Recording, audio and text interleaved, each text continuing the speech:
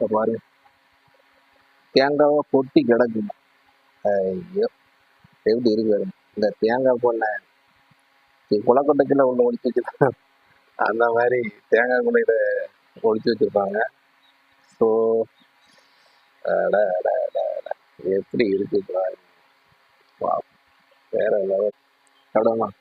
சே, ஐயோ கீழே வந்து போல. ம்,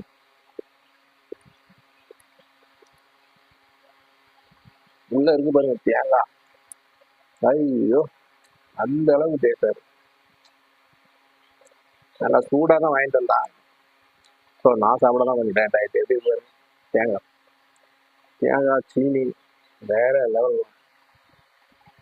ம்,